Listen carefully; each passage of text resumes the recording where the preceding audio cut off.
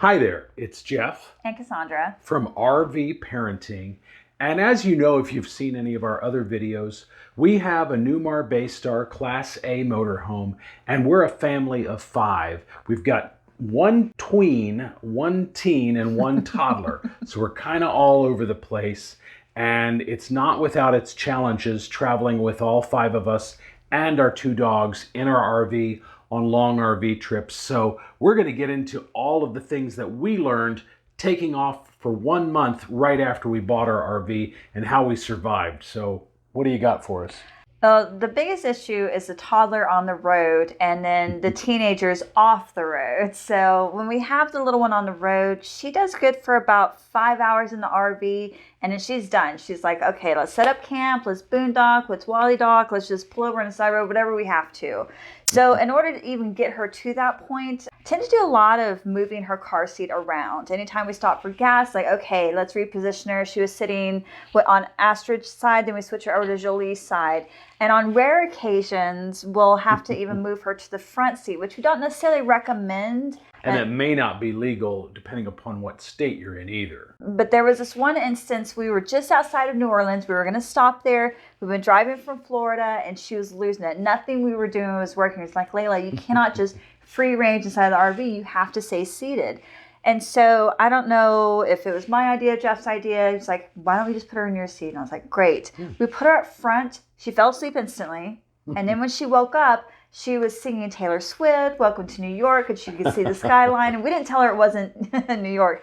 We were like, okay, we didn't tell her it wasn't New York. We told her it was New Orleans, but yeah. So. And just from a seatbelt standpoint, that actually is probably one of the safest seatbelts in an RV because it is mounted in a traditional way as opposed to the seat belts that are kind of on the bench seats in the back, which are kind of just screwed into the floorboards of the RV, and they're not actually as safe as a traditional car seat belt is. Yeah, but she was locked in a place, but she loved it. So I know rotating and keeping movement, they have to do that. They're busybodies, and with their at the time, she was only 2.5, so she was even more active than as a 3-year-old now. And how often would you say we had to stop just to kind of let her actually stretch her legs outside of the RV? Probably about an hour and a half, maybe 2 hours. Like it was a lot more stopping. Or if we got up to go to the bathroom, it's like, okay, let's switch the car seats really quick.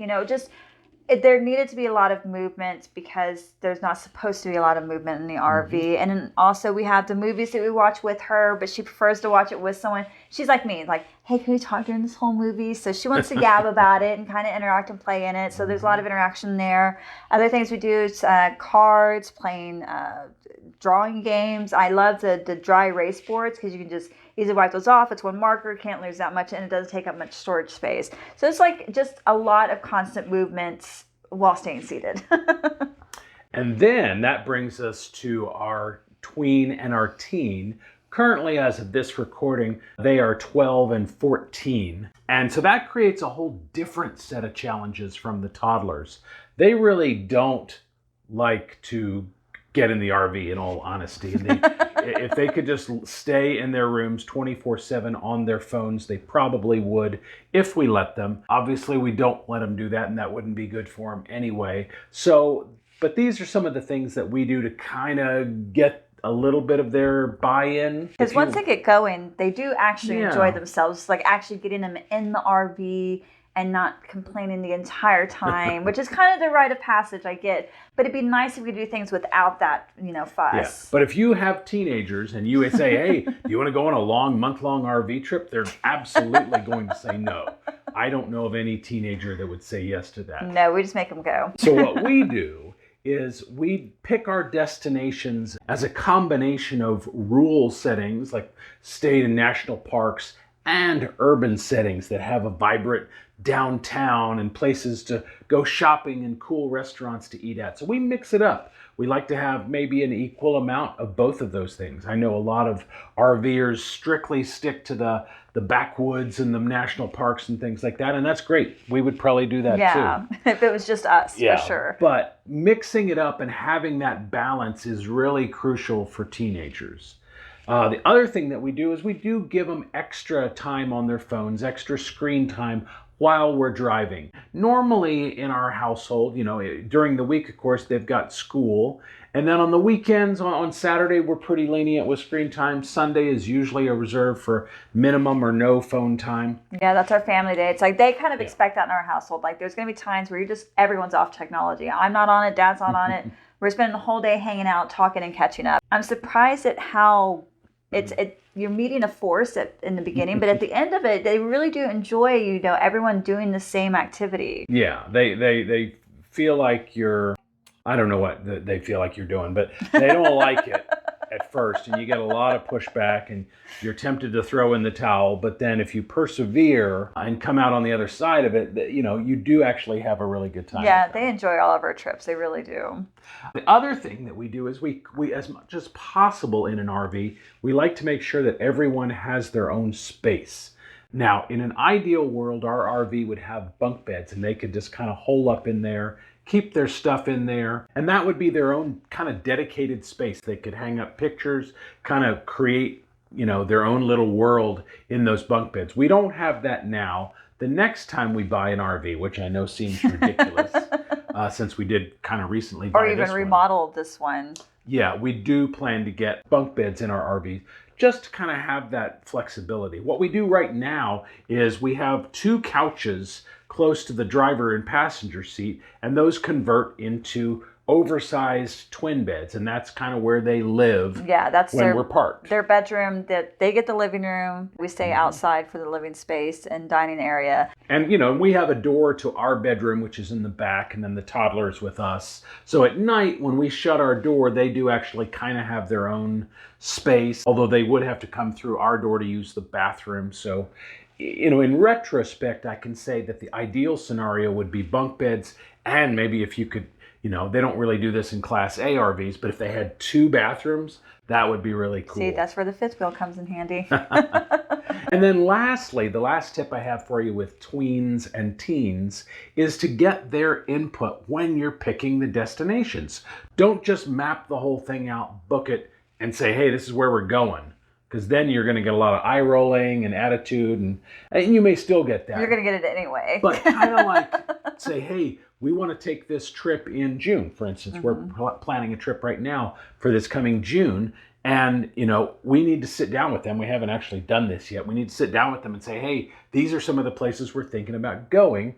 What kind of places along the way would you want to go to? Well, Astra actually said she wanted to do the salt flats in Utah, and that got me pumped about the salt flats. And I was like, you know what? I've never even been to Utah, so let's just go and check it out anyway. And Astra does have a friend in Oklahoma City, so we may try and squeeze that in there too. Yeah, then we have family and stuff dispersed in areas to kind of change it up for a little bit. So get their input when you're planning your trips. You don't have to say yes to everything. That's a bad idea with kids in general. But don't just automatically discount what they want to do. You'll get a lot more buy-in if it's a collaborative effort. And it's a lot more fun too. I think planning where you're doing a little bit of whatever, it's another way of connecting with them. However, if we go to a science center together or we hit the urban streets of downtown Atlanta, it's better because we're having this great experience together, and we're learning about different cultures and different ideologies just in our one country. So I really do enjoy that. So I think one of the biggest questions as parents is, how do you survive long road trips with toddlers? And number one is wine. Is liquor on the list? Jeff's liquor, I'm wine, which is honestly, it's not a bad thing. You can actually create hobbies around this. It's kind of a joke, but I've learned more about wines because we've been on the road, because I'm like, maybe I want to up it from, just whatever, not Boone's Farms. No, that was your high school days. But I want to upscale. I'm really getting into French wines right now, and this is a perfect time to go to different stores, different areas in the United States, and see what kind of wines they have, so you can kind of build that into it. But number one is self-care. We actually did a video not too long ago about skincare regimen with Evan Healy. I love their products, and that's just one. Just if I do that every day for 10 minutes a day, that really lifts up the stress of being on the road with a little one who's constantly on the go. Even when they're asleep, she's talking and she's moving. And I think the important part of surviving the road with a toddler is just letting go, just rolling with it, being creative, being impromptu. That's kind of the key with parenting, period, is choose your battles, pick them wisely, Don't say yes to everything, but don't say no to everything. Travel to wine regions more often. And really with a toddler, it's not that, I mean, Layla loves getting in the RV. If we said, hey, are you ready to go in the RV on a trip? I mean, she's ready down. to go, yeah. So it's not that she's opposed to it the way the big girls are. It's more just like the energy it takes to kind of keep up with her. For us, it's just, we have 3 kids, so it's not just keeping up with the toddler, it's keeping up with the older ones too, and making sure our needs are being met as a couple. So the number 1, wine. Number 2, self-care. Find those things that make you happy. If it's you enjoy walking and sceneries, then maybe you should try RV parks that are outside of the cities and then drive into the cities. That way everybody's needs are getting met. You're getting your hikes in the morning, you can do your yoga outside in the parks, but then you're able to explore the cities with your kids and do the things they want to do. Like our kids have an addiction to bubble tea, so we're constantly trying different bubble teas. And our favorite one so far was actually in Denver when we were there. The place was great. It was fantastic. So you find these little ways to engage with them. And the same with a toddler, you have to find these different ways of engaging with them in an ever-changing environment. And it's worth pointing out that the little one, that our toddler, requires a lot of energy, and it would be easy to devote 80% of our parenting energy to her. And especially because the big girls act like they don't really want anything from us. But the reality of it is they do need us to engage with them, even if they're not going to say that or even act like they're receptive to it. So you do definitely want to make sure you're splitting your time equally among your kids, even if it feels like they don't want you to be doing that. I find that science centers and zoos work for our family. Everybody really, and the toddler can roam freely. And the teenagers have, they have things they can read now. They're learning about the animals more. They're taking the knowledge to the next level, and those are kind of even playing fields. And that makes it feel normal because we do these things in our day-to-day life when we're not on the road. Yeah. So I think that's another thing too, is try to incorporate as much of your natural schedule into your road trip schedule. Like we shop at Target, so we consistently go to Targets. We shop at Whole Foods, so we consistently go to Whole Foods. Just to keep that rhythm going, because we all need that, especially the toddlers. The tiny ones can get, once they lose their cycle, it takes a little while to reel them back in. She likes her cake pops from Target. Anyway, the next question is about teenagers and screens, and how do we get them off of their screens at least a little bit and get them outside, get them moving? Because as we know, if they had their way, they would just be laying on their bed, on their phone, every minute of the day that they weren't sleeping, eating, or going to school. Telling their friends how terrible it is. Their parents are forcing them to see our beautiful country in an RV. Yes. But that's part of having I'm sure teenagers. There's rants about us on TikTok, probably. I can live with that.